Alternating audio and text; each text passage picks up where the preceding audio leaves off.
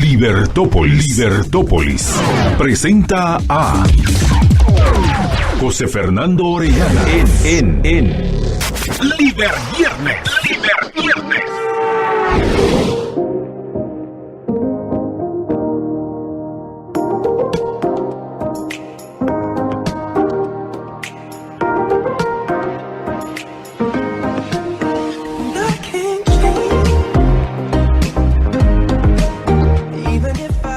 Son las 6 de la tarde con 5 minutos de este viernes 16 de marzo. Bienvenidos a una emisión más de Líder Viernes. Hoy en compañía en los micrófonos de Dafne Posadas. Y como ustedes saben, desde ya el viernes pasado es el nuevo elemento de Líder Viernes. Dafne, buenas tardes. Buenas tardes, José Fernando. Es un gusto para mí acompañarlos nuevamente en este programa de Líder Viernes.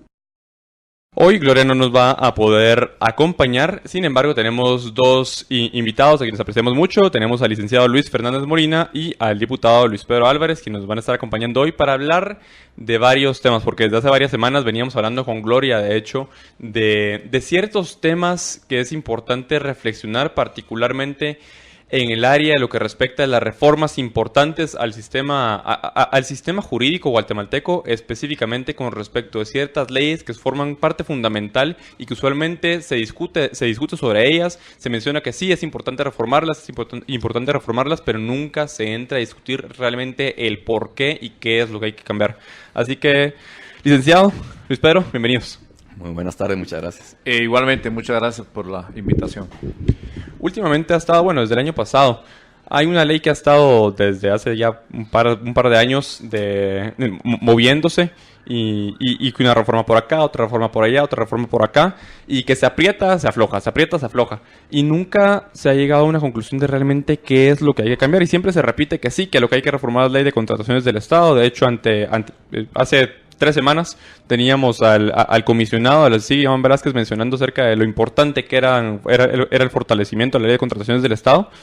Pero por otro lado tenemos también las constantes quejas por parte de funcionarios públicos que tienen que ejecutar presupuesto y que no pueden hacerlo por la cantidad de candados que tienen, y al final no se encuentra ese punto de balance entre lo que va a promover la transparencia y lo que va a promover las buenas prácticas, y lo que va a promover, por otro lado, la eficiencia en el gasto de ese presupuesto, y más que en el gasto de una inversión de verdad.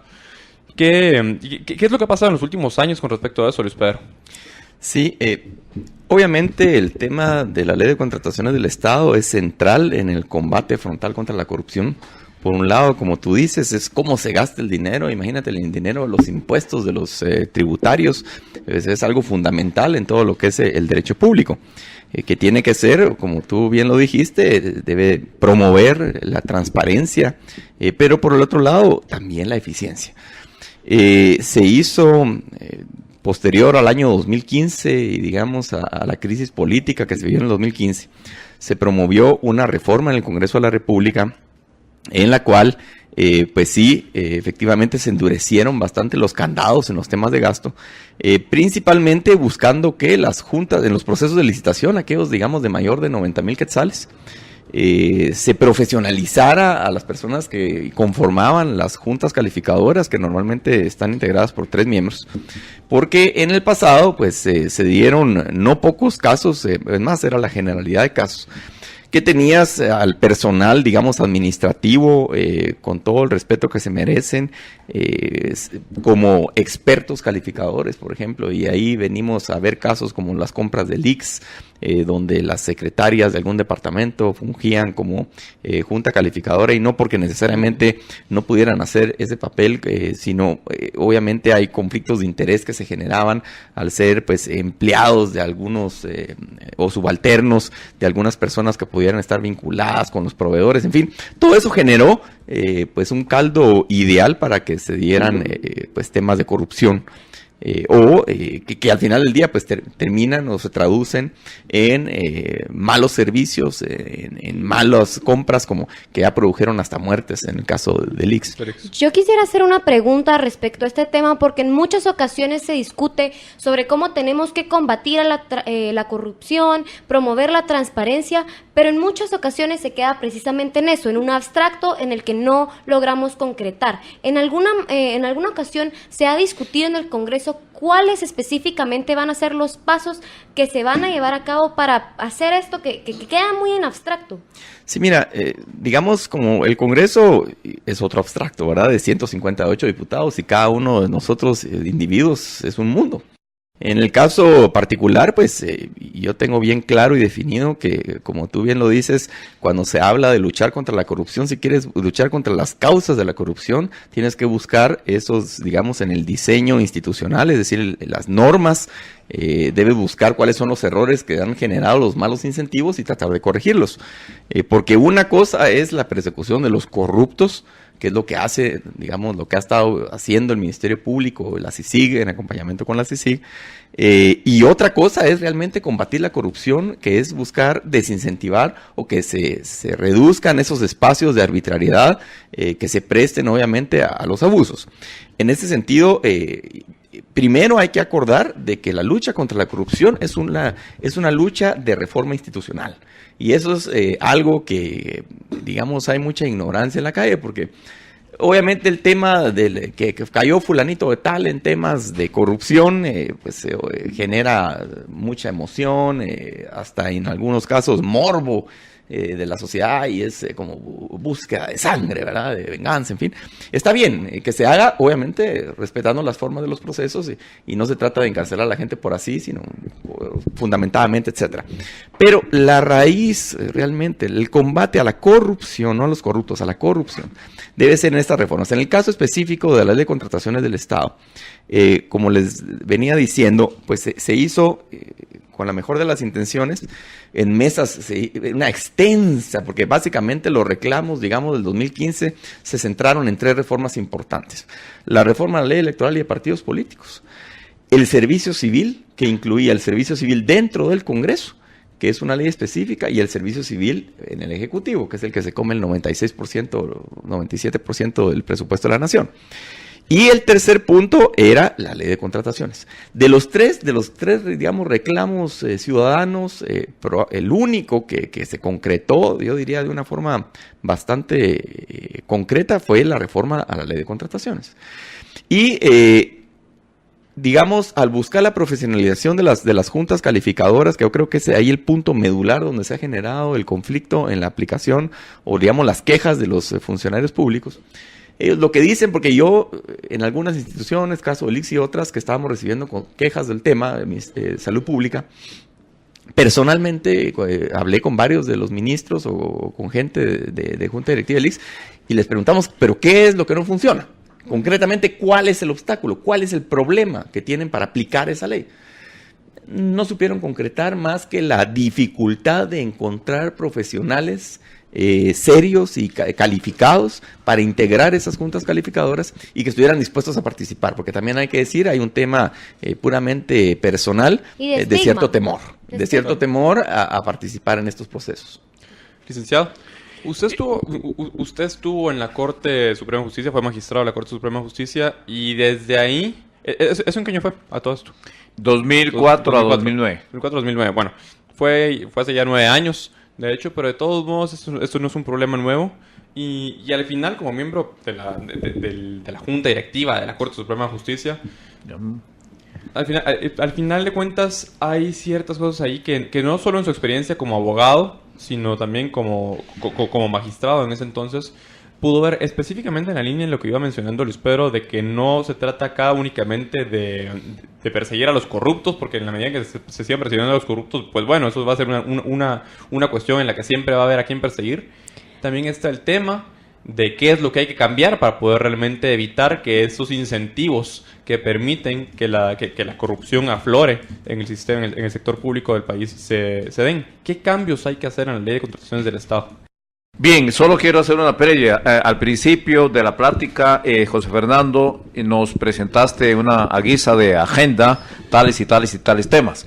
Yo pregunté si nos va a dar tiempo y independientemente del aspecto cronológico, quiero hacer referencia a que esos temas están encadenados, uno con otro. ¿Qué quiero decir? Que todo el problema de la corrupción empieza, por decirlo así, con la ley electoral. Si no escogemos a las personas idóneas, honestas, capaces para dirigir, desde ahí estamos mal. y realmente nuestro sistema electoral está viciado.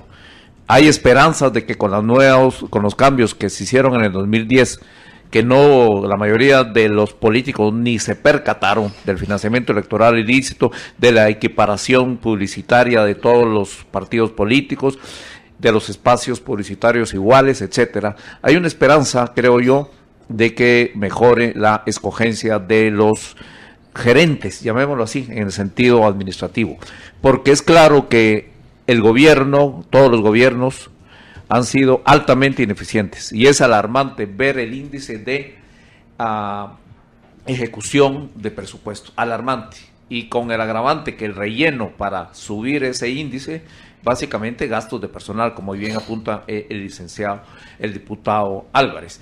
En ese sentido, lo primero es la ley electoral. Segundo, efectivamente, la ley de contrataciones. En los casos que hemos visto, la mayoría de licitaciones, en muchas juntas de licitación, los funcionarios o trabajadores que son llamados para integrar la junta no quieren, tienen miedo, tienen pánico, yo no quiero integrar esa junta, quítenme de ahí, y hasta interponen recursos con tal de no participar en esas juntas. De hecho, uno de los vicios que ha tenido nuestro sistema político funcional organizativo es el uso de fideicomisos. En algunos casos es bueno, pero muy pocos. La mayoría, el mayor beneficio de los fideicomisos es que están libres de la ley de contrataciones en mucho sentido y de la ley de servicio civil en cuanto a la contratación de personal. Y pongo como tercero la ley de servicio civil. Es urgente, por Dios, urgente. Ya hablé con la ley electoral de los directores, ya hablé de los procedimientos, ahora hablo del resto de los trabajadores. De hecho, no se sabe al día de hoy cuántos trabajadores del Estado hay. ¿Cuántos? 350,000, no, 380,000, no, que 400,000. Con todo y fantasmas. Ok, y con el agravante, José Fernando, que también hay una zona imprecisa, que es otro código que hay que arreglar, que es el Código de Trabajo. ¿Los 029 son trabajadores o no son trabajadores? Depende. Y a la CC, que tiene sus propios criterios, ha dicho que en la mayoría de casos los 029 son contratos de trabajo, como lo son el 022, con todos los derechos y también de plazo indefinido. O sea, es una amalgama, es un problema, todas estas leyes que solo no están para poner en definidas. contexto a la audiencia, licenciado, perdón que le interrumpa, ¿qué son los 029, 022 y esos renglones de los que ha ido hablando? Esos renglones son de tipo presupuestario, no son de tipo laboral. El gobierno, como administrador general, paga. Entonces, paga por servicios. Y todo depende cómo les paga. El clásico, el que llamamos de planilla, es el 011, que la mayoría de pactos colectivos quieren que los trabajadores que están flotando en 022, 021, aún planilla 031, quieren que los dejen, voy a usar la terminación en el sentido estricto, los dejen sembrados y con raíces en el 011, porque ya gozan de todas las prestaciones, incluyendo estabilidad laboral, o sea que no pueden ser removidos. Ese es el 011. El 022 es lo mismo, solo que con plazo fijo. El 029 es teóricamente para profesionales. Es un contrato de servicios, pero no laboral. Es como aquel profesional que en la práctica privada está trabajando todos los días en una empresa, pero le exigen que presente factura a fin de mes, con la pretensión errónea de que esto lo convierte en prestación civil y no relación laboral. Cualquier juez laboral dice, no, es relación laboral. Sí, quiero hacer un paréntesis, que quiero contarles que en los despidos, digamos, lo que se originó en ese proceso de digamos, de ordenamiento y limpieza en el Congreso de la República. El Congreso de la República tenía cerca de 2.500 empleados, de los cuales muchos eran fantasmas, como se supo en algún momento. Los diputados tenemos derecho a 3 empleados. Yo jamás he tenido más de esos 3 empleados, es más, menos, normalmente he tenido 2. Pero había diputados que tenían 20, 30, en fin, había un desorden ahí, un tema de corrupción. Y se limpió, digamos, se bajó, se hicieron reformas a la ley de servicio civil del organismo legislativo, que tiene una ley específica, a diferencia de la ley de servicio civil general del gobierno. Se hicieron las reformas correspondientes, se crearon los manuales específicos, se despidió gente, se crearon algunas prohibiciones de que tuvieran parentesco con diputados, etcétera. Y quiero comentarles que casi todas las, digamos, las plazas que de alguna forma u otra, digamos, se cancelaron por tener algún tipo de vicio con esta nueva normativa, han sido reinstalados. Y los procesos laborales se han perdido. Y no lo he visto en las noticias, lamentablemente. Yo con mucho gusto te puedo conseguir más información del tema. Creo que vale la pena indagar sobre ese tema, porque se han perdido y luego se han perdido con condenas en contra del Congreso de la República, con condenas de pagos de daños y perjuicios, salarios caídos, reinstalaciones, etcétera, con más mejoras. Entonces, todo ese esfuerzo, la ciudadanía, yo estoy seguro que la mayor parte no lo saben, el Congreso de la República está teniendo que recontratar a estas personas por orden de juez laboral, pagando cantidades importantes de dinero por el proceso que se llevó en su momento. Y entonces, ahí entramos en un segundo tema que para mí sería importante si podemos abordarlo también más adelante en el tema de servicio civil, cómo se relaciona con nuestro sistema laboral. Pero solo quiero confirmar lo que dice el diputado. Yo supe de cerca casos del Ministerio de Gobernación, Ministerio de Agricultura, que había un 029, que cuando llegó el gobierno del PP, hablemos de 2012, le dijeron, váyase. No, pero váyase. Ok, se fueron. Lo primero que hicieron fue a un juzgado de trabajo, mire, pido mi reinstalación. Los abogados en ese entonces retardaron y en el 2016, con el nuevo gobierno, 2017, ya la orden de juez de reinstalarles y pagar los salarios o honorarios, realmente salarios, del 2012, 13, 14, 15, 16. Un caso llegó a más de 800,000 quetzales, más la reinstalación. A mí me parece muy curioso cómo ambos convergen en un punto fundamental, y es que no hay claridad en cuál es la inversión, digámoslo así, que hace el gobierno, porque no hay claridad de cuál es el rubro específico al que se le asigna el presupuesto, cuántos trabajadores hay, y en parte quizá también juega un papel de falta de institucionalidad transparente. O sea, puede existir una institución que funciona de facto, que funciona en nombre, pero no de facto. Vamos al corte y vamos a regresar discutiendo un poco más sobre los temas que hemos estado discutiendo y ampliaremos también.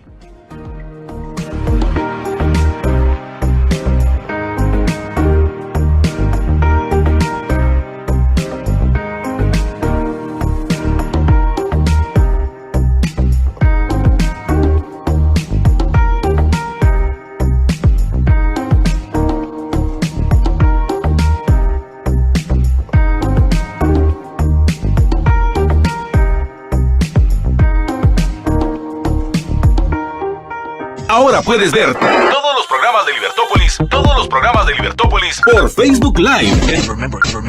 Facebook.com/Libertópolis. Transmisiones de Libertópolis por Facebook Live en directo. Disfruta de nuestros programas y dale compartir.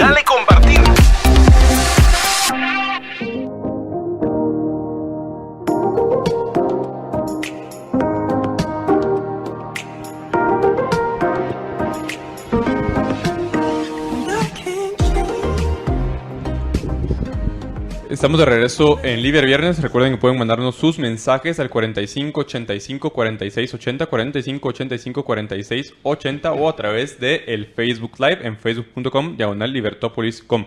Pueden mandarnos sus comentarios también a nuestras cuentas personales. A mí me encuentran en @FOrellanaWert, tanto en Twitter como en Facebook. ¿Y a Dafne? A mí me encuentran como @DafnePosadas. Estamos hablando ahorita con Luis Pedro Álvarez y el licenciado Luis Fernando Molina sobre la ley de contrataciones del Estado. De hecho, estamos hablando sobre el programa trata específicamente sobre todas las reformas importantes que hay que hacer a ciertas leyes fundamentales del ordenamiento jurídico guatemalteco en aras de fortalecer el Estado de Derecho, más que de fortalecerlo, de lograr que en este país exista en algún momento un verdadero Estado de Derecho y fortalecer las instituciones. Y parte de estas leyes está la Ley de Contrataciones del Estado, que como mencionaba en el segmento anterior, es una ley que constantemente la han estado reformando, cada vez hay nuevas propuestas de ley. De hecho, hay una propuesta ahorita que tiene este diputado, el Amílcar Pop, de separar la Ley de Contrataciones de la Ley de Compras del Estado, que quisiera que habláramos acerca de qué tan viable es eso y qué tan recomendable es hacer eso.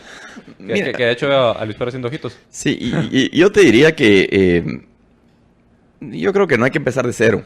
Yo creo que la ley lo que necesita son algunas reformas, digamos un poco de ahí de pulirla. Yo creo que esos esfuerzos también a veces de empezar de cero y destruirla, a veces se dice que no hay ningún institucional en Guatemala. Yo no creo eso, creo que sí hay. Y las leyes pues son bastante similares alrededor del mundo cuando tú ves una y otra, y yo creo que no hay que inventar el agua azucarada. Claro. Al final del día, en el tema de la ley de compras y contrataciones del Estado, pues si es necesario flexibilizar un poquito el tema, pues lo que sí es importantísimo es que esto se lleve a cabo en un diálogo muy abierto, muy franco en el Congreso de la República, para evitar pues cualquier tipo de sombra ahí de que hay un arreglo debajo de la mesa o algo que no está bien. La SAT nos pidió reformas en este tema para flexibilizar el tema. Lo ha pedido también el Ministerio de Finanzas Públicas, lo han pedido las municipalidades. Es decir, y hay bastante consenso ahora en general que es importante hacerlo. Tú lo decías, el tema de CICIG lo pide también. Pero entonces hagámoslo de una forma porque, pues sobre la mesa hay bastante consenso sobre qué se debe reformar. Cuando ya empiezas a ponerlo en blanco y negro, empiezan las discrepancias y empiezan las separaciones. Pero pues tratemos de buscar ese equilibrio en todo caso, porque hay que hacerlo. Ahí sí que hay que hacerlo en tema de contrataciones.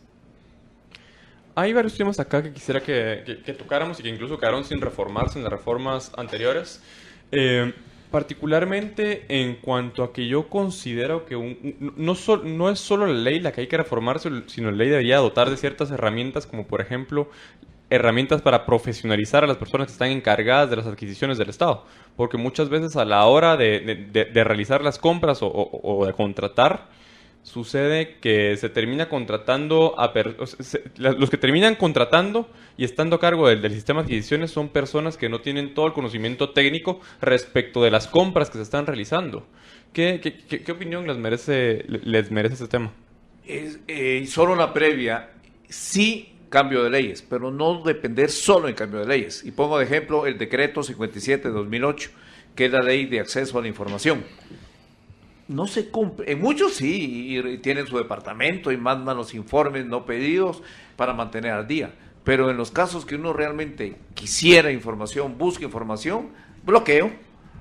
O sea, de nada sirve una ley que no tenga dientes. Pues eso sería el primer punto. En lo demás, estoy de acuerdo con el diputado en el sentido pues de no empezar de cero. Algo tenemos, y también estoy de acuerdo en que no estamos inventando el agua azucarada. La lógica, más que los demás países, son casi realmente iguales. Yo estoy de acuerdo con que no hay que inventar el agua oxigenada, ¿verdad? Azucarada, pero sí creo que vamos a ponerlo en contexto, vamos a nivelar el nivel de azúcar. ¿Por qué? Porque hay que adoptar a las condiciones, hay que adoptarnos al presupuesto, hay que adoptarnos a las instituciones que ya tenemos.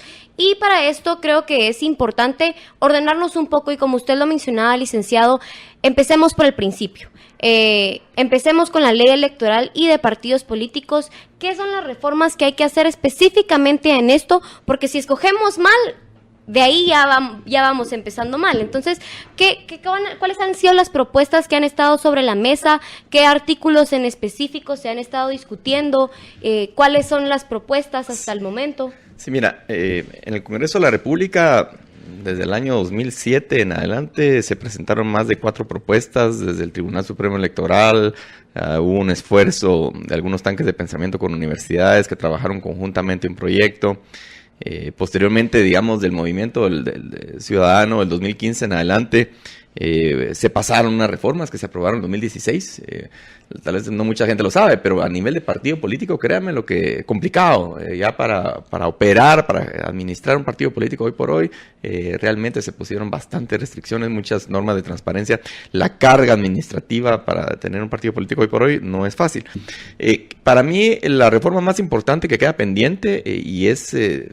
digamos, de alguna forma ya se está en este momento en consulta en la Corte de Constitucionalidad, porque hay que explicar muy rápidamente que las leyes de rango constitucional, es decir, que están entre la Constitución, están debajo de la Constitución, pero están por encima de las leyes ordinarias. En el caso de la ley electoral y partidos políticos es una de las 4 leyes de rango, algunos dicen que hay más leyes constitucionales, pero digamos, por ejemplo, por lo menos 4 leyes constitucionales. La ley electoral y de partidos políticos es una.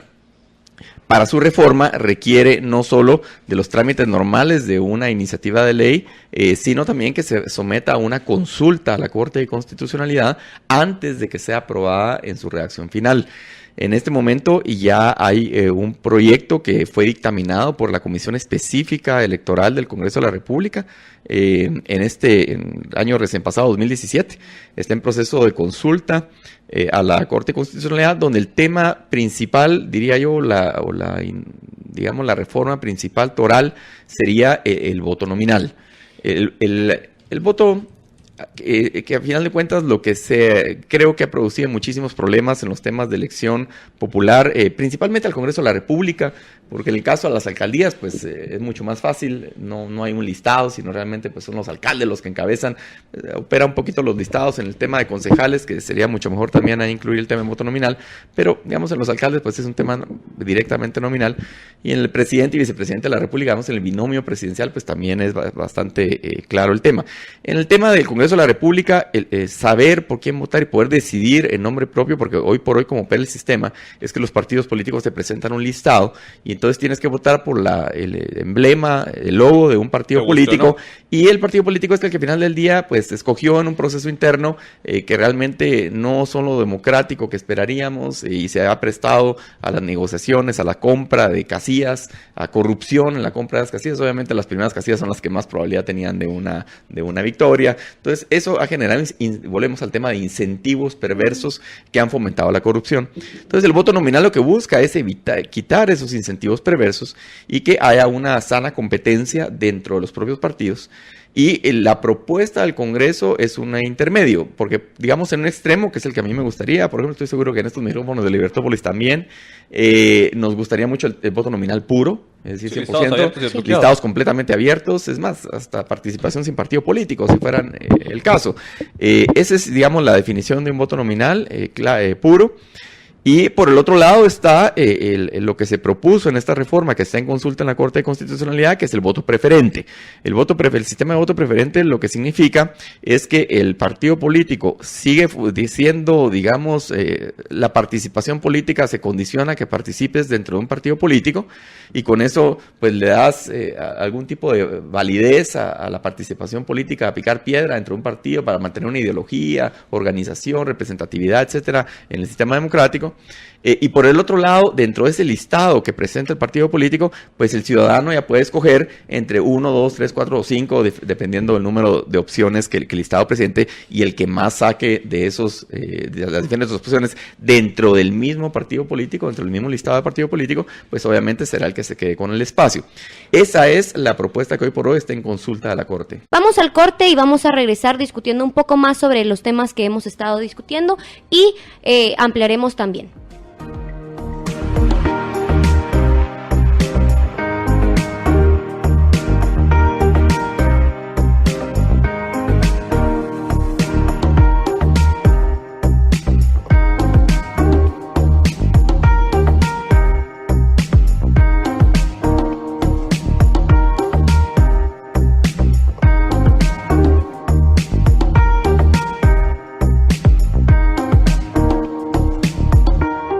Ahora puedes ver todos los programas de Libertópolis por Facebook Live. Facebook.com/Libertópolis. Transmisiones de Libertópolis por Facebook Live en directo. Disfruta de nuestros programas y dale compartir.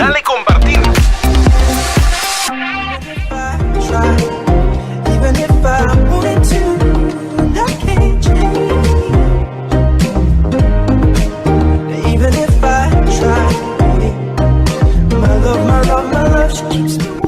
Intelab to Go. Llegamos a la puerta de tu oficina o casa con Intelab to Go completamente gratis. Pueden llamar al 23 28 0000, 23 28 0000 para hacer su compra tecnológica. Intelab to Go disponible para las zonas 9, 10, 14 y 15. En Intelab lo rodean de tecnología.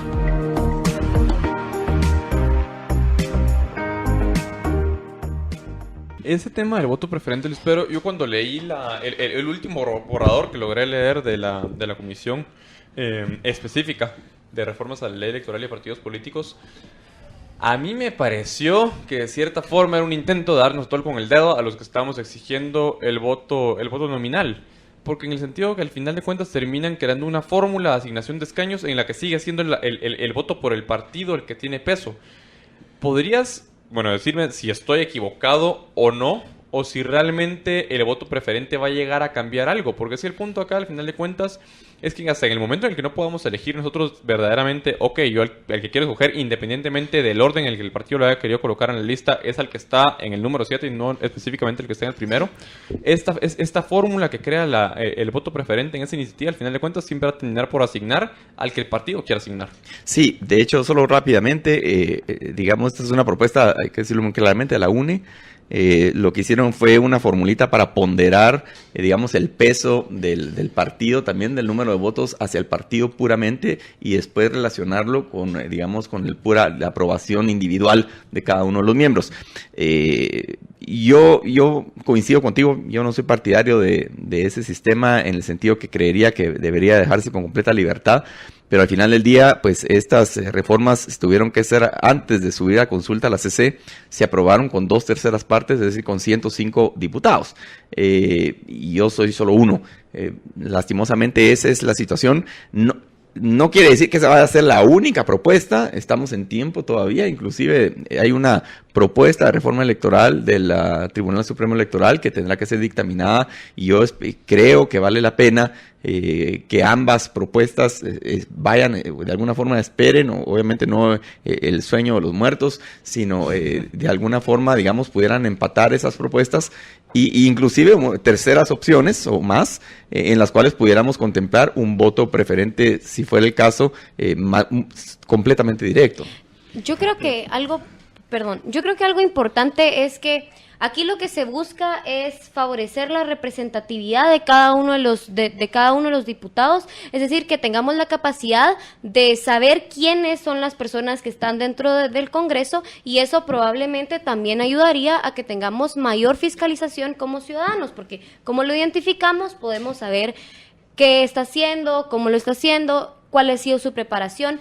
Pero yo definitivamente comparto con que estoy a favor de que exista un voto nominal con listados abiertos y desbloqueados, pero también tenemos que entender que existen otros problemas de forma que se tienen que atender, porque tenemos distritos con 19 diputaciones, y también hay que entender que sería una locura con 10 partidos políticos que presenten un listado de 19 diputados, y eso es algo que también se tiene que tomar en cuenta, no solo la forma en la que vamos a votar, sino también cuáles son los distritos que vamos a votar, si van a ser la misma asignación distrital, si va a haber una cantidad de diputados que los partidos pueden proponer, y son problemas que también se tienen que atender, y en muchas ocasiones dejamos por un lado, y me parece que tiene que existir un mayor estudio particular de los casos que se han visto, y jugar con las fórmulas, porque fórmulas electorales hay muchas, y ver cuál funcionaría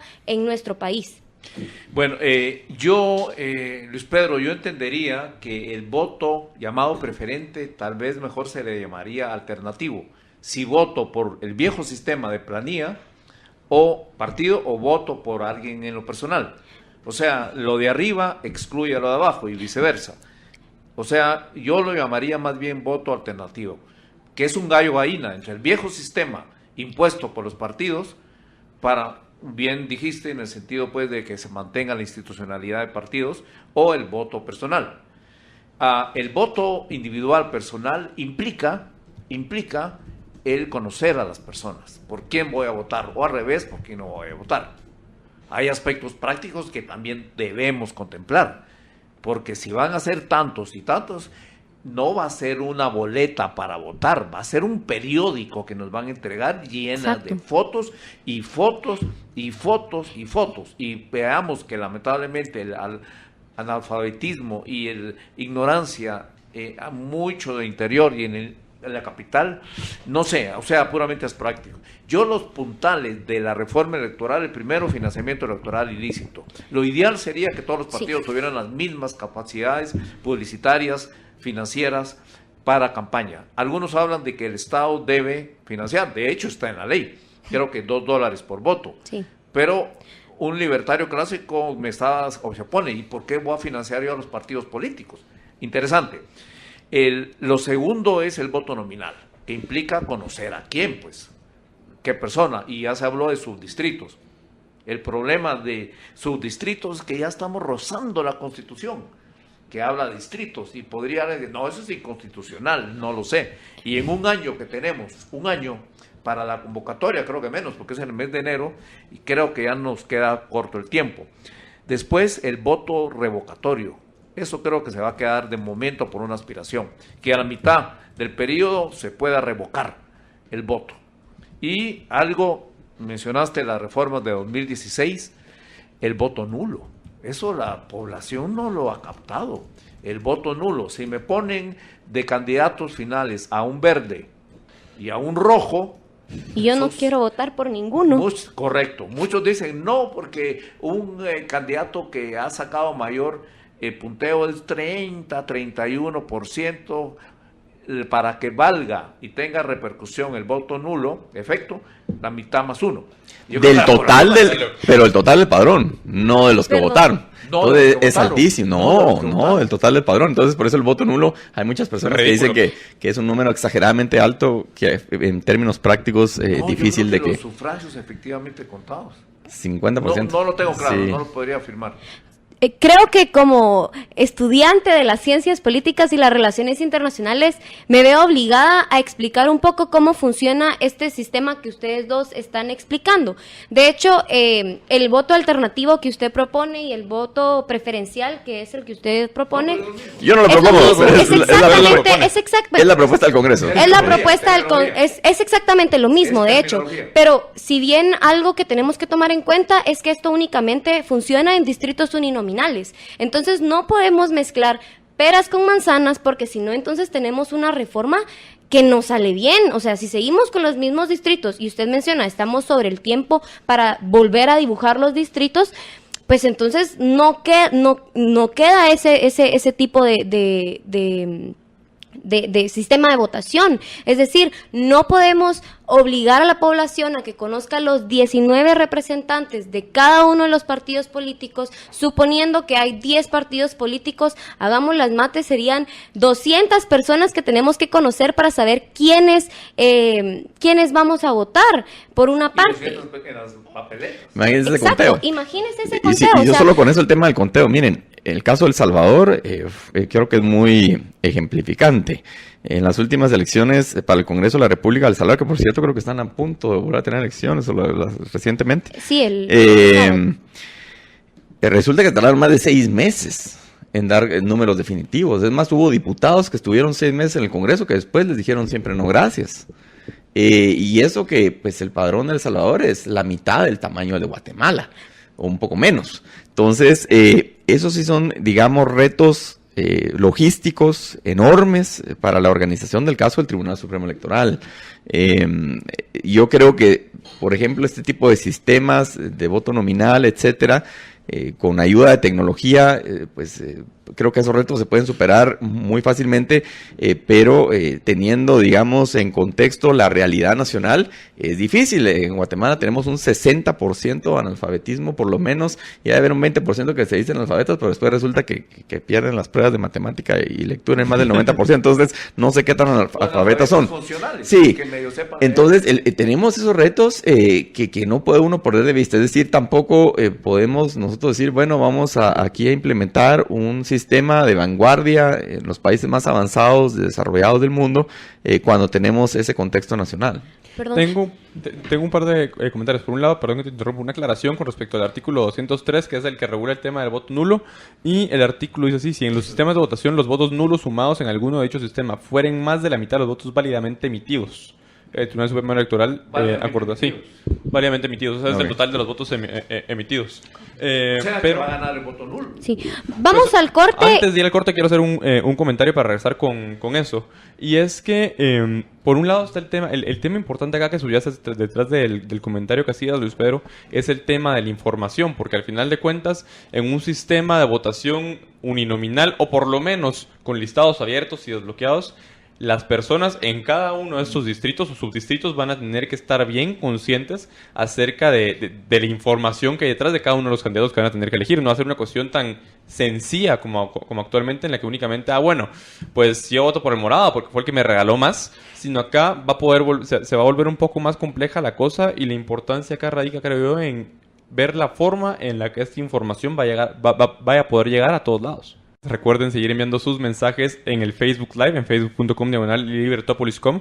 También estamos transmitiendo a través de Ustream, de YouTube, de la 102.1 FM, y pueden mandarnos sus mensajes a nuestras cuentas personales. Estamos discutiendo en el segmento anterior, y de hecho en el corte se puso más colorosa la discusión respecto de los efectos de cambiar el sistema de votación, porque al final no es tan simple tampoco, porque muchas veces es muy simple e incluso es un poco arrogante ponerse en un micrófono o ponerse atrás de una pluma y decir, es que lo que el Congreso tiene que hacer es esto específicamente, sin realmente ponerse a evaluar todas las consecuencias y todo lo que eso implica, porque al final cambiar el sistema de elección y asignación de escaños específicamente, pues terminaría por alterar la forma en la que se comporta el Congreso, incluso en cuanto a la segmentación, a la distribución y a la rotación de élites adentro del mismo del Congreso. Pero espero tú comentabas algo respecto al sistema de subdistritos. Ajá. Sí, aquí muy interesante la charla que surge aquí en el corte comercial, José Fernando, Dafne, porque por ejemplo, mucho se ha discutido de la necesidad de que en distritos grandes, el caso del departamento de Guatemala, que no incluye el municipio de Guatemala,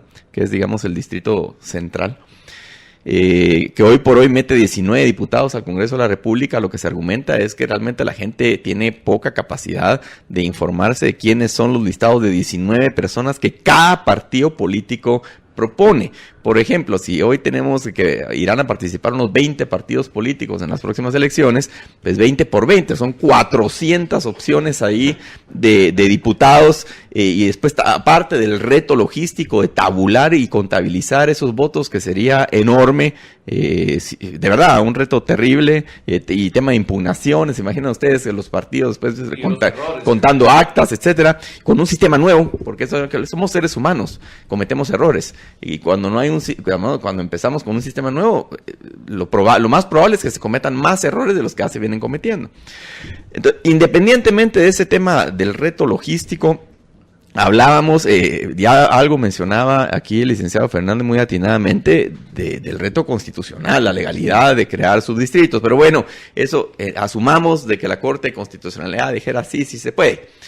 Y en esos distritos, digamos, de bastantes diputados, que creo que son 5 o 6 en la República, San Marcos, Huehuetenango, Guatemala y un par más, digamos de 19 diputados que se crearan sus distritos para que ninguno pudiera proponer más de 5.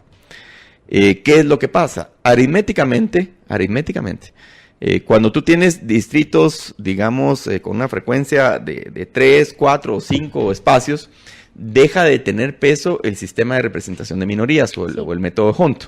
Entonces, ¿qué es lo que pasa? Recordemos en la historia reciente guatemalteca, tal vez los patojos menores de 30 años, que son la mayor parte de la población de este país, no lo recordarán bien, salvo que lo estudien, que es importante que lo estudien, de por qué se cambió el número de diputados en Guatemala de 80 a 158.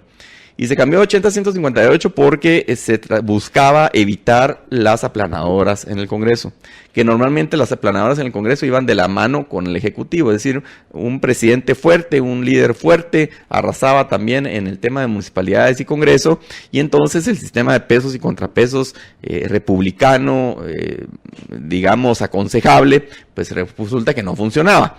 Y por eso se tomó la decisión de, para que funcione mejor el método de representación de minorías, subamos el número de diputados de 80 a 158, con los problemas que esto implica. Porque entonces, más empleados públicos, más burócratas, más gasto, etcétera. ¿Qué es lo que pasa? Si regresamos a un tema de distritos pequeños, que fuera, digamos, se declarara que son legales y etcétera, si regresamos a un sistema de distritos pequeños, resulta que el sistema de representación de minorías va a dejar de tener un peso y vamos a dejar de ver tanto bloque. Hoy por hoy creo que en la última elección entramos en más de 17 partidos políticos con representación en el Congreso. Aritméticamente, cuando tienes distritos pequeños, lo que va a pasar es que hay una tendencia a que haya una aplanadora. Sí, tiene un efecto mayoritario la fórmula. Exacto. Digamos, la fórmula con distritos pequeños incentiva el bipartidismo. Sí. Eso así es matemático, no es un tema ideológico, es un tema puramente matemático. Y entonces, ¿qué pasó? Pasamos de un Congreso de 80 a 158 y vamos a regresar a una aplanadora. Bueno, hay algo importante en lo que dijo el diputado, entre otras cosas, dijo que la mayoría de la población es joven. Realmente yo por eso vine y vengo con gusto, para motivar y en lo que uno pueda instruir a esa juventud y animarla a que participe. Si parte del problema de Guatemala es que hemos dejado la cosa política a otras personas. Ahora, a mí sí me preocupa que estamos a un año de elecciones y como que teníamos un avión de hélice y le cambiamos a turbinas y le pusimos pero todavía no sé si está listo y va a empezar a volar. Yo no sé, con lo del voto nulo que platicamos, no está claro en la ley. Si lo mandan a la CC va a exhortar nuevamente al Congreso que aclaren ese artículo, porque si el voto es nulo, pues si la mayoría de los votos votan no y es en la segunda vuelta, Dios mío, ¿qué hacemos? Si estos son los ganadores de la primero y segundo lugar de la primera vuelta. O sea, son escenarios que no se han pensado y que se pueden dar perfectamente y se crea un caos. En un contexto, un golpe de estado técnico en el sentido inconsciente. Eso es lo que va a pasar realmente si no ajustamos bien todas las piezas del avión. Pues.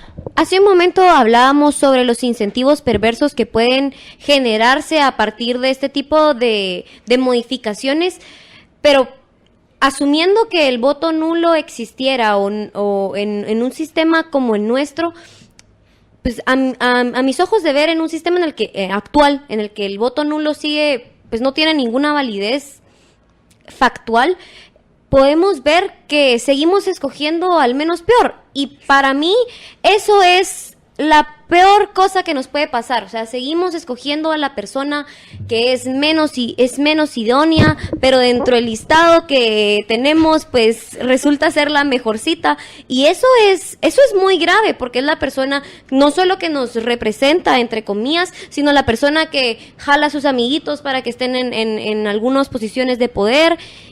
O sea, esa es la perversión del sistema, y a mí se me parece muy grave que no se llegue a una conclusión realmente buena, una solución que genere cambios. Ahora mira, y aquí hemos hablado del tema de las personas, de escoger a los mejores, etcétera, y todo eso en teoría suena muy bien. Claro. Pero yo lo que he visto, y creo que esto funciona así en todas partes del mundo, creo que es acción humana, es que al final del día, así entran los diputados de pensamientos más colectivistas o más individualistas de todo el espectro ideológico.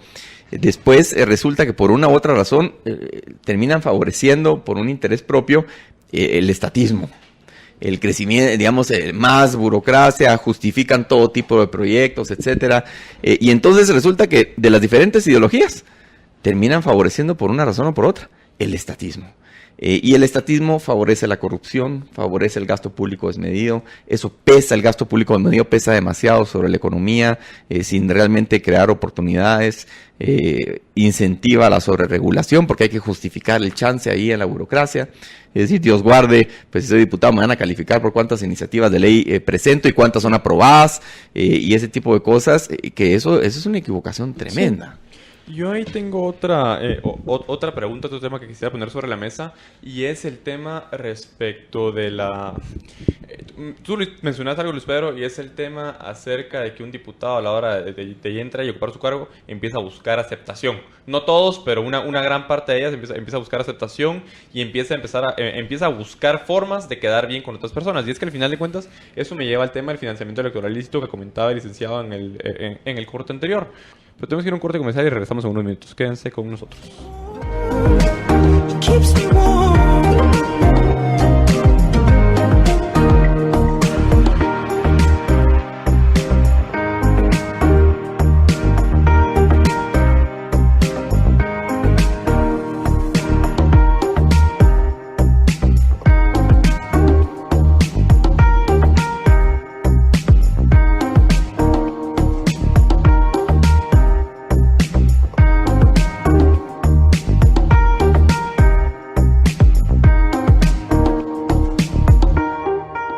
puedes ver todos los programas de Libertópolis por Facebook Live.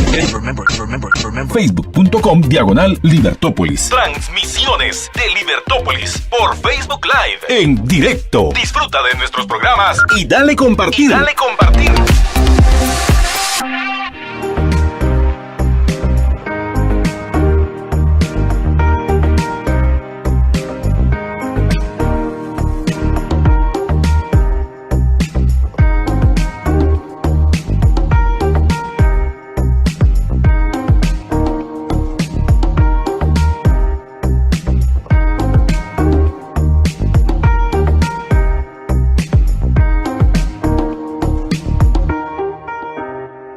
Estamos de regreso en Liber Viernes. Recuerden seguir enviando sus mensajes en el Facebook Live, en facebook.com/libertopolis.com. También estamos transmitiendo a través de Ustream, de YouTube, de la 102.1 FM y pueden mandarnos sus mensajes a nuestras cuentas personales. Ahorita está el tema en que la Corte de Constitucionalidad exhortó y no ordenó al Congreso de la República a hacer unas reformas al Código Penal, particularmente en lo referente al financiamiento electoral ilícito.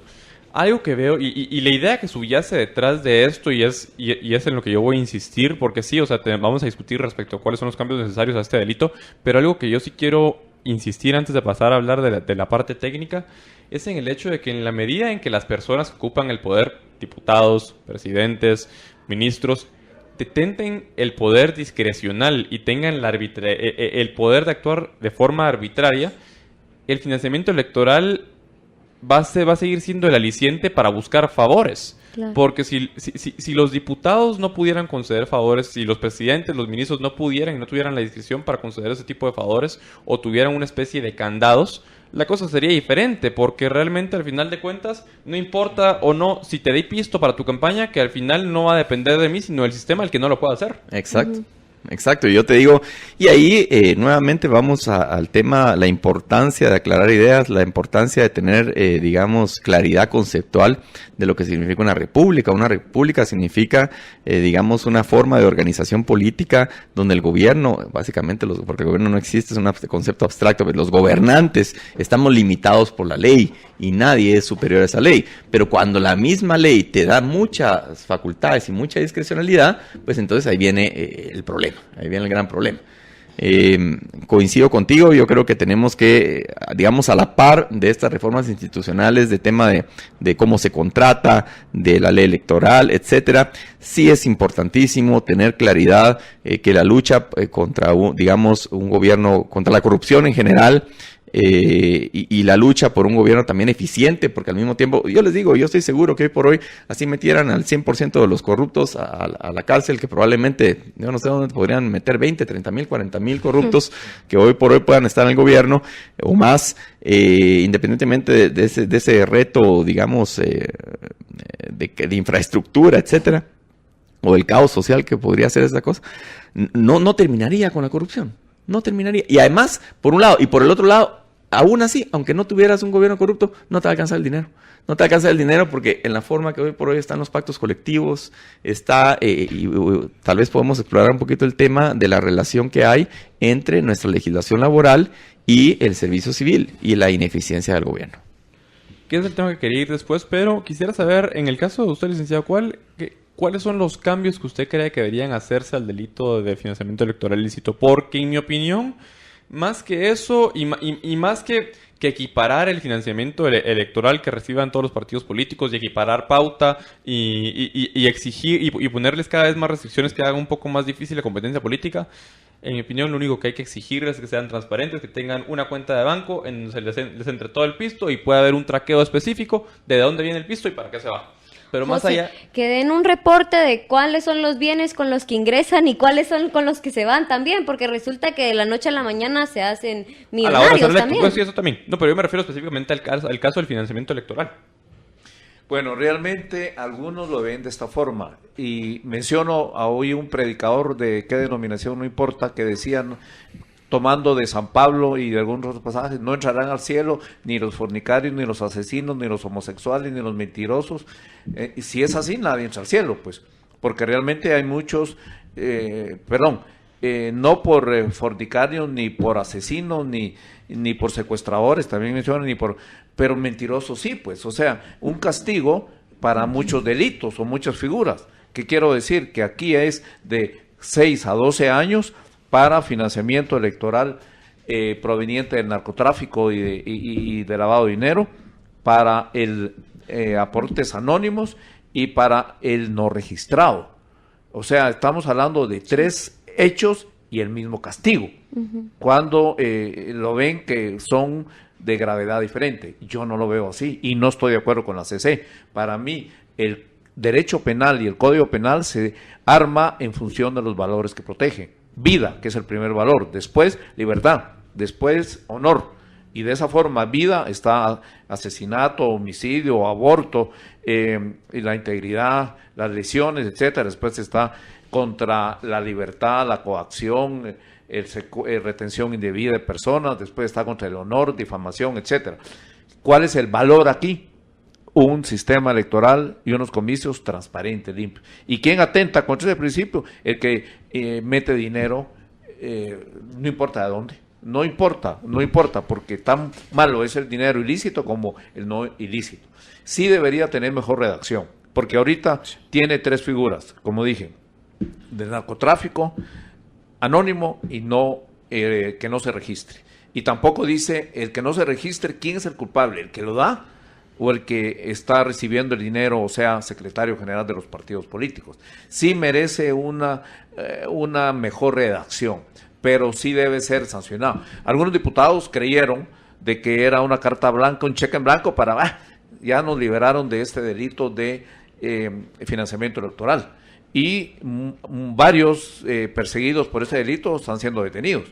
Y se daría el escenario de septiembre de 2017. Como la ley no tiene efecto retroactivo, salvo en materia penal cuando favorezca al reo, como hay una nueva ley que ya dice que no es delito, salgan todos para allá. No es eso, y no debe entenderse ese mensaje en ese sentido.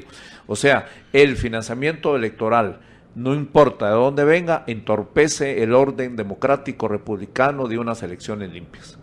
Bueno, y ahí definitivamente voy a discrepar con el licenciado. Yo creo que sí hay que hacer esa diferencia. En todo caso, pues, y si hoy por hoy ustedes revisan la redacción del artículo 407 del Código Penal, que específicamente trata sobre el tema del delito del financiamiento electoral ilícito, en el último párrafo, en la segunda parte, que es donde dice la Corte de Constitucionalidad que correctamente que no acarrea una pena. Del 407N. Sí, ese habla de quien recibe dinero.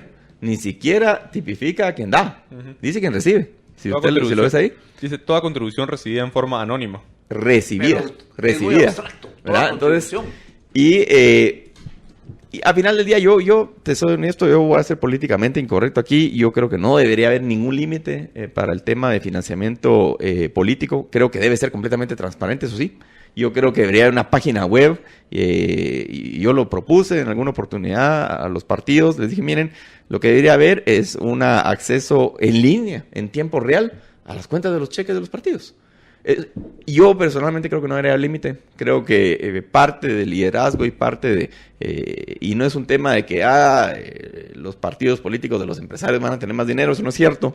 Ya lo vimos en los Estados Unidos, los demócratas que están asociados de alguna forma, digamos, están más distanciados del tema de los empresarios, de las empresas grandes, pues resulta que juntaron más dinero que los republicanos. Entonces, estamos viendo de que eso no es cierto, pero creo lo que sí coincido totalmente es que debe hacerse con completa transparencia y con completa tranquilidad. Yo creo que mucho del tema de gente que dio, digamos, dinero anónimamente o de alguna forma fue porque hay un límite, un techo que para una campaña de primera y segunda vuelta a nivel nacional, digamos, de ejecutivo, congreso, alcaldes, probablemente les quedó chico. Y entonces, en vez de tratar el tema con claridad y transparencia y decir, miren, tenemos que hacerlo, hagámoslo con toda libertad, y el que junte 30 millones que los junte, el que junte 300 que los junte, pero lo declaramos tranquilamente y decimos de dónde viene. Ahí sí estoy, digamos, yo sí quisiera que hubiera completa libertad de poder, digamos, que cualquier opción política pudiera juntar el dinero que pueda, pero eso sí, que lo reporte con toda la transparencia del caso. Pero en eso totalmente de acuerdo. Parte del problema es precisamente que muchos empresarios en Guatemala tradicionalmente ponen los huevos en diferentes canastos. Le dan a este, le dan a este, y no quisiera que se supiera. Sí, pero es que ese es el punto. Yo no podría estar más de acuerdo con lo que decías vos, Luis, pero en el sentido que al final de cuentas, si un partido resulta que por alguna razón recibe hasta 1.000 millones de quetzales y se los quiere gastar en campaña, pues que se los reviente en campaña, pero que todo ese dinero que le ingrese sea transparente, porque al final el incentivo está en eso también. No solo está en el hecho de la compra, de la compra y venta de favores, sino también está en el hecho de que, bueno, tengo un límite muy bajo, necesito hacer más campaña, la campaña resultó que me salió más cara. Eso le pasó a algunos partidos. En primera vuelta resulta, y que nunca esperaron llegar a una segunda, ni lo contemplaron en su plan de trabajo, resulta que llegaron a una segunda vuelta y se vieron con que habían llegado al límite. Prácticamente se veían en la situación de que no iban a poder hacer campaña. Entonces, por supuesto que lo legal hubiera sido, pues simplemente no hacer ninguna campaña, pero es un incentivo perverso que genera problemas. Ahora, yo estoy parcialmente en desacuerdo con los dos, en el sentido de que va a ganar la campaña el que tenga todo bien reportado, aportes registrados, todo transparente, pero mucho dinero para campañas, para publicidad, para mensajitos, spots, etcétera, etcétera, etcétera. Ok, esa es la democracia, estoy de acuerdo, pero algo importante, si escarbamos más abajo en la raíz pivotal de la ley electoral, dice que los partidos políticos deben tener la declaración de su ideología. Y yo pregunto, ¿qué partido en Guatemala tiene ideología definida? Y me llamó la atención por el comentario del diputado hace unos minutos, en el sentido pues de que una cosa es que lleguen funcionarios o diputados correctos que apliquen la ley, y otra cosa es qué ideología traen, y habló de estatismo. Eso ya son otros 100 pesos. No, lo que diga la Constitución, y eso me preocupa porque la Constitución tiene una inclinación al estatismo. Entonces, eso como libertario me preocupa. Tenemos que ir a un corte comercial y regresamos en unos minutos para pasar ya a otro tema, porque si no el tiempo se nos va a acabar y hay otros temas pendientes por hablar, particularmente temas de servicio civil, reformas laborales, pactos colectivos, plazas para fantasmas, entre otras cosas. Vamos y volvemos.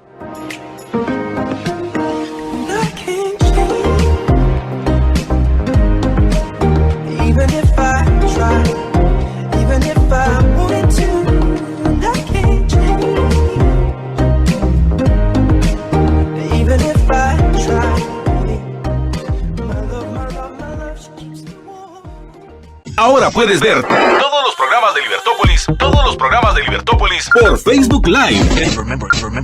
Facebook.com/Libertópolis. Transmisiones de Libertópolis por Facebook Live en directo. Disfruta de nuestros programas y dale compartir.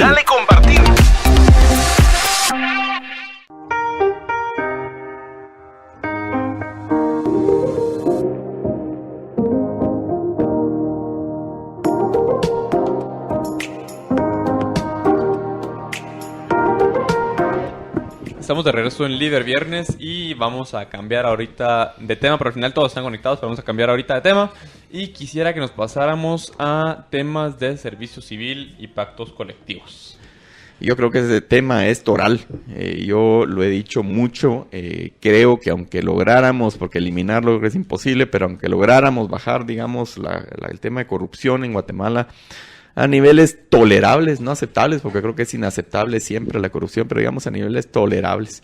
Aún así, estaríamos viendo una Guatemala sin servicios públicos eficientes, con pactos colectivos abusivos, incrementándose 10% anual el salario. Quiero decirles que hoy por hoy el pacto colectivo del Congreso sigue vigente y sigue de esa forma. En este 2018, en enero, amanecimos todos los guatemaltecos con que el empleado 011 del Congreso de la República había aumentado 10% su salario nominal con relación al año anterior. Eso es un crecimiento exponencial. Ahí tenés secretarias, conserjes, etcétera, ganando 50,000 quetzales.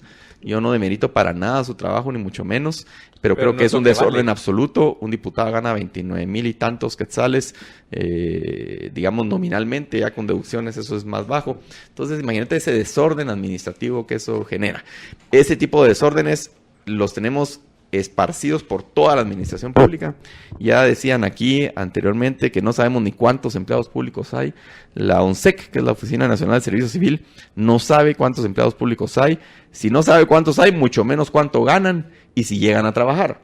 Ahí tenemos temas de plazas fantasma. Imagínate, el Congreso de la República no llega a 2,000 empleados y miren el desorden y la corrupción que había. Y repito, no llega a 2,000 empleados. Con menos del 1% del presupuesto de la nación.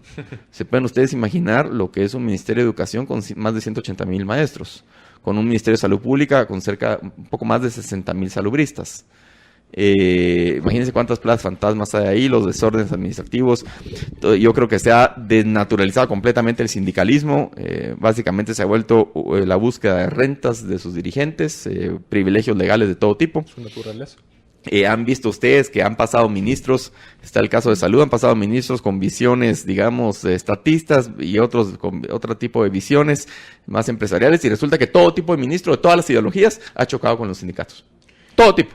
Yo tengo una pregunta ahí y sí quisiera que se lo dejaran claro a la audiencia, porque está la cuestión de que, bueno, hace unas cuantas semanas, de hecho ya casi meses, una noticia de un día para otro y de un dedazo, un nuevo pacto colectivo con el Sindicato de Trabajadores de la Educación de Guatemala, liderado por Joviel Acevedo.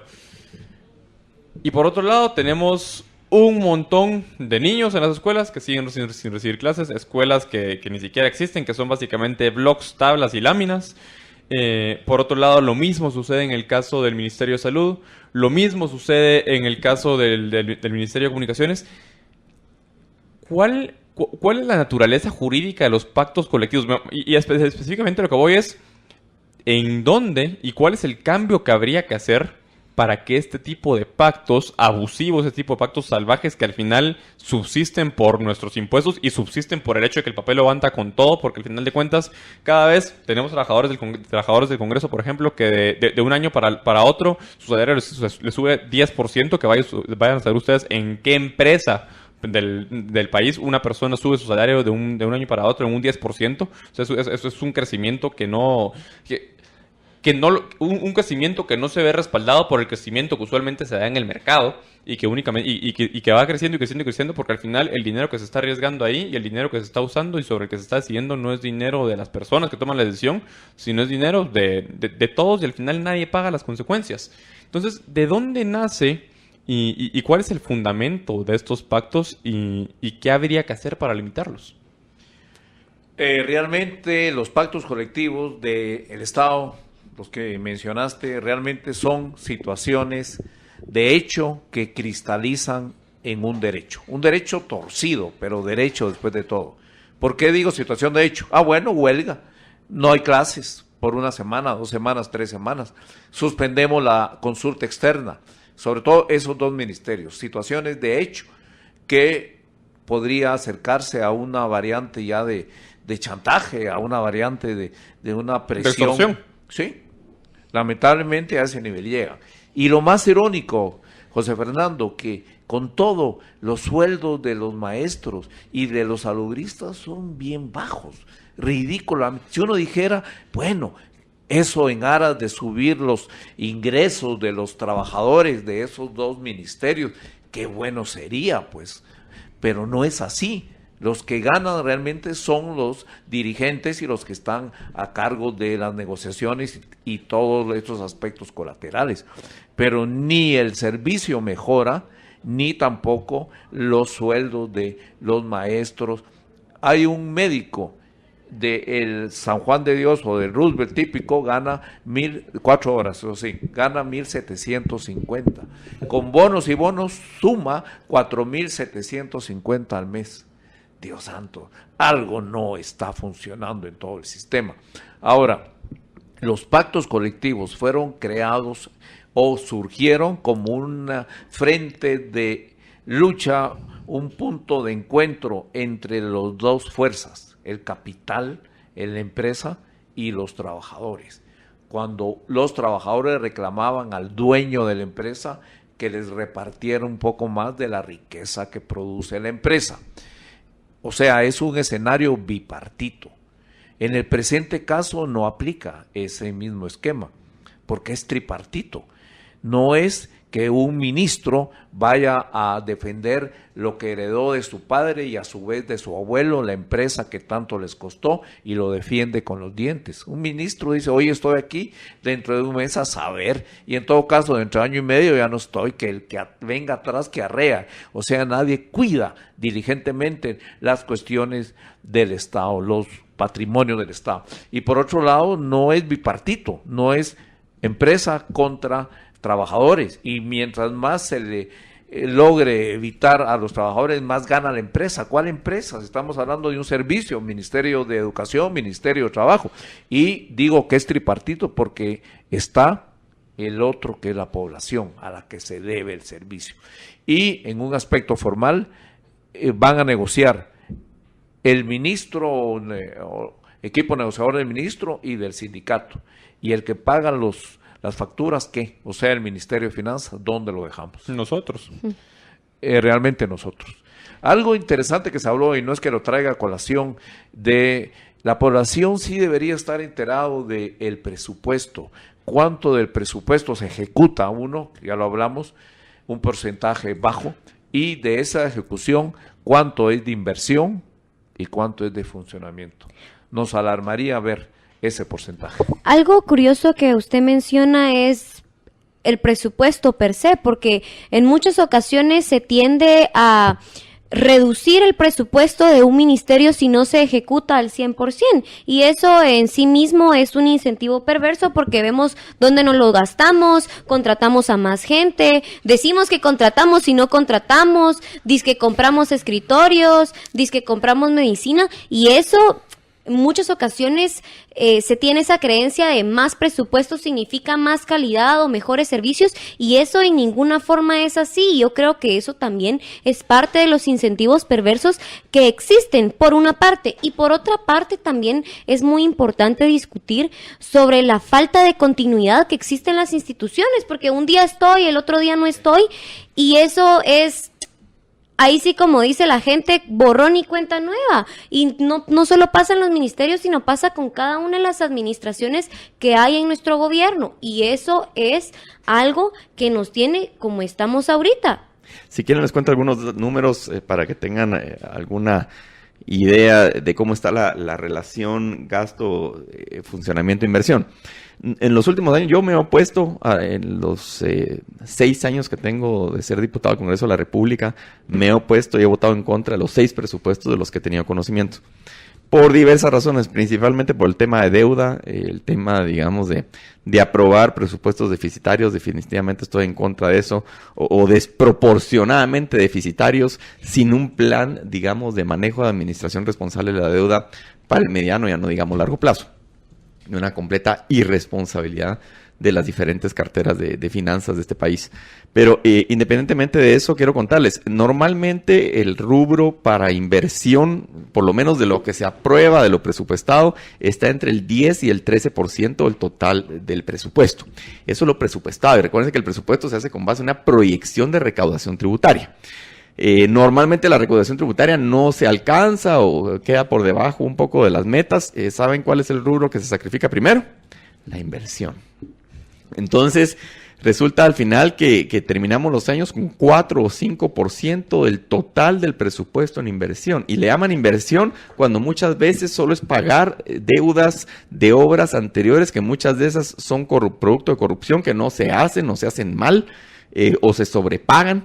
Y entonces es ese pequeño 4%, es decir, de cada quetzal que usted da de impuestos, probablemente solo 4 centavos van a un tema de inversión pública. Entonces ahí está la respuesta de por qué no tenemos pasaportes, no tenemos carreteras, no tenemos DPIs, es un desastre. Porque todo ese más del 90% se va en pago de salarios. Y es un tema importante que yo les decía a ustedes, y el tema de salarios se ejecutan normalmente al 100%. Va, y lo curioso es salarios de quién, porque no sabemos cuántas personas hay. De más de 400,000 o yo no sé cuántos burócratas, porque no lo sabemos. Y además, normalmente los sindicatos son los que más se resisten a cualquier tipo de propuesta de que se haga una auditoría en estos temas de conteo y de control del tema de las plazas, etcétera. Yo creo que ese es un tema toral, decía yo, el tema del servicio civil en la administración pública, porque aunque combatamos la corrupción, que hay que hacerlo con éxito, aún así tendríamos un gobierno exageradamente caro y exageradamente ineficiente con la forma en la que tenemos conceptualizada hoy por hoy. Creo que no es fácil una reforma de esa naturaleza, créanmelo. Y yo he estado cerca del tema de los sindicatos en el país y Dios guarde, una pequeña amenaza que se oiga, una sombra de que va a haber alguna reforma en esta línea, te llenan las calles del centro, te rodean el Congreso de la República, rodean el Palacio y con la debilidad de apoyo popular, de credibilidad que tiene, digamos, la Presidencia de la República o los Congresos de la República, créanmelo, yo no veo factible que se haga en el corto plazo una reforma de esa naturaleza y para mí es completamente necesaria si realmente queremos cambiar el estado de las cosas. Tenemos que ir a un corte comercial y regresamos ya en nuestro último segmento para seguir discutiendo de estos temas y más. Vamos y volvemos.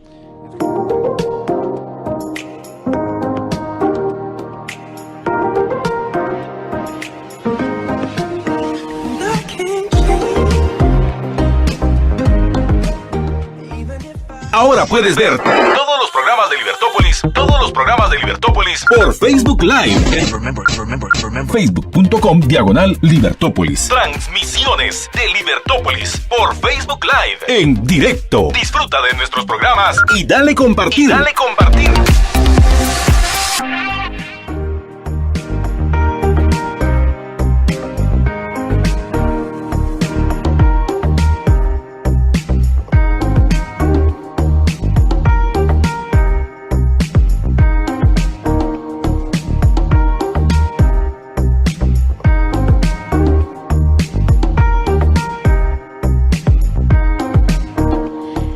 Estamos de vuelta en esta muy interesante e intensa discusión que hemos estado desarrollando a lo largo de estas casi 2 horas. Y estábamos discutiendo hace un momento sobre cuáles son los incentivos que existen en cuanto al tema de ley de contratación del Estado. Y veamos, en la pausa teníamos un debate y no sé, licenciado Luis Pedro, ¿qué quisiera ampliar de esta discusión? Mira, yo te digo que de alguna forma tener ya un relativo consenso en los temas que hay que reformar ya es un gran avance. Por ejemplo, en definir que el sistema de ley electoral y de partidos políticos, la reforma política es primordial. Que dentro de esa reforma política el tema del voto nominal o favorecer la decisión individual es muy importante. En segundo gran tema, el tema de las contrataciones del Estado, que hoy por hoy pues están muy rígidas y hay que ver cómo las flexibilizamos, pero obviamente manteniendo buenos niveles de transparencia, viendo cómo favorecemos el uso de la tecnología para información pública. El tercer gran tema, el servicio civil, decía yo que la reforma toral, al final de cuentas, para que el gobierno deje de pesar tanto sobre el ciudadano, es pues tener un gobierno liviano, que se le corte tanta grasa, pero esa reforma de verdad se necesita muchísimo apoyo político de la población, mucha credibilidad y legitimidad en las autoridades para hacer una reforma de esa naturaleza, porque sabemos que van a tocar intereses directos de personas que reciben un sueldo. Imagínense esas secretarias que hoy por hoy ganan 40, 50 mil quetzales en el Congreso de la República y en otras instituciones. Se pueden ustedes imaginar que tanto ellas como su familia se van a oponer frontalmente a que eso cambie. Claro. Cuando en el mercado laboral, hoy por hoy, bien pagado, con todo respeto, pero una secretaria están en 5 o 6 mil quetzales, pues. O sea, imagínense esa desproporción, y ordenar eso es un reto realmente terrible. Y eso no tiene que ver con corrupción, ojo. Eso no es un tema de corrupción, es un tema de ordenamiento presupuestario. Y el tema, pues, al final del día de lucha contra la corrupción, pues aplaudir y reconocer esos esfuerzos que se están haciendo a nivel de investigación y juzgamiento, etcétera, pero yo de verdad creo que es muy insuficiente, y eso de crear una expectativa falsa de que en el corto o mediano plazo, solo a través de una política de crimen y castigo o de persecución de crimen y castigo, vamos a tener un cambio en el sistema, que el ciudadano de a pie pueda haber una Guatemala diferente. Yo creo que eso es crear falsas expectativas, con todo lo que reconozco, esa labor que se está haciendo y que hay que seguirla haciendo. Creo que el cambio debe ser sistémico, por ejemplo, en estos grandes temas que hemos mencionado. No son los únicos, ojo, no son los únicos tampoco, pero es un buen comienzo y hay bastante consenso y creo que sobre eso hay que trabajar. Licenciado, ¿qué nos puede decir usted acerca de lo que hemos estado discutiendo en esta tarde? Bien, se usó mucho, y lo acaba de reiterar el diputado Álvarez, cambio. Hay que buscar un punto de cambio. Y creo que el cambio va a venir realmente con las próximas elecciones. Creo que va a venir un Congreso con las modificaciones ya actuales, incluyendo el 407N, sobre todo el 407N. Creo que ya podemos aspirar a un Congreso más oxigenado, más transparente, incluyendo en ese Congreso, claro está, al diputado Álvarez, pero a un Congreso que nos dé alguna esperanza de empezar a caminar en la dirección contraria. Y también en elección, qué partido político presenta, qué caras, porque también las personas es importante, y qué plan de gobierno, y qué tanta credibilidad hay en que lo ejecuten. Empezar con el Estado y los trabajadores del Estado realmente, porque ha sido la práctica inveterada de que entre un gobierno a pagar las facturas de los activistas, los que ayudaron en las reuniones, los que aportaron, etcétera, y buscarles plaza a ellos o a sus familiares. Y para buscarles plaza, o hay que seguir con la grasa, usando la metáfora de Luis Pedro, engordando más al Estado, al punto que ya no pueda ni caminar, o bien quitando a los que actualmente están. Algunos de los que ocupan el puesto legítimamente y más que bien hace su trabajo.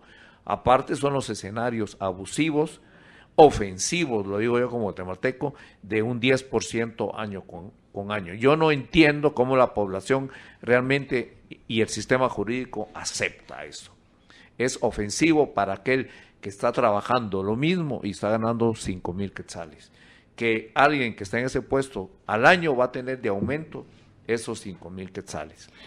Hay que empezar en el cambio. Y el cambio empieza con las ideas. Y las ideas, qué bueno que se estén ventilando aquí por este medio. Y que cada quien piense, porque lo más importante es la libertad y sobre todo de pensamiento. Pero para pensar bien, que se nutra de ideas diferentes y saque sus conclusiones. Hay un tema al que no me quiero ir sin tocar, y es el tema de las reformas al Código de Trabajo. Porque dejando todo el tema que estuvimos hablando ahorita, hay un tema fundamental que muchas veces, incluso a la hora de hablar de temas de competitividad, se habla de cualquier cantidad de leyes que hay que promover, de cualquier cantidad de leyes que hay que reformar, pero nunca se habla del Código de Trabajo. Y teniendo a un experto en Derecho Laboral, como lo es el licenciado Luis Fernández Molina, que de hecho es bicatedrático en la universidad, y fue catedrático del Lispero también de Derecho Laboral, tengo una duda, licenciado. ¿Qué reformas cree usted que es importante impulsar? Y le pregunto a raíz de todo lo que usted ha comentado en clase. Contesto una concreta, entre varias.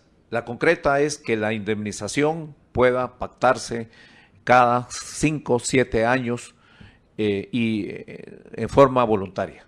Así no arrastramos 20, 25 años de pasivo laboral que amarra al trabajador, por Dios, lo amarra. Si él quiere cambiarse de trabajo, que le ofrece mejor salario, si él quiere abrir su empresa, se quiere casar, no puede porque estaría renunciando. O si un día pues toma licor y agarró furia, sabe que lo pueden despedir, lo tienen amarrado, lo tienen sujeto y sobre todo tiene que aguantarle al patrono sus malos modos. ¿Por qué? Porque no es para despido en directo, pero realmente amarra, lejos de ser una prestación beneficiosa, amarra al propio trabajador. Ahora, el código en sí, voy a poner un ejemplo, y voy a referirme a Corea del Sur y a Japón, la productividad. En Guatemala se implementó en el 89 el bono incentivo, y se dijo que conforme produjeran los trabajadores, se les iba a pagar más. Los sindicatos dijeron no, porque eso va a crear canibalismo entre los compañeros y eso no lo aceptaron. En vez de premiar la productividad, la eficiencia, queremos hacer tabla rasa y que todos se acuachen en un esquema de trabajo medio, holgazanería en muchos casos, y eso no permite que Guatemala sea productiva. Para que Guatemala sea rica, tiene que producir. Luis Pedro, licenciado Fernández, les agradezco mucho por habernos acompañado el día de hoy. Por supuesto que está en su casa y tienen las puertas abiertas para otra entrevista, porque al final quedaron muchos temas en el tintero. Gracias y siempre a las órdenes. Igualmente, muchas gracias y fue un gusto, honor estar con el señor diputado, con Dafne. Bienvenida pues a los medios, que veo que con muy buen paso, y a José Fernando, que dice ser mi alumno, pero no lo veo mucho en clase. Gracias. Y doy fe de eso, aunque no sea alumno. Así es que muchas gracias a todas las personas que nos acompañaron en esta tarde.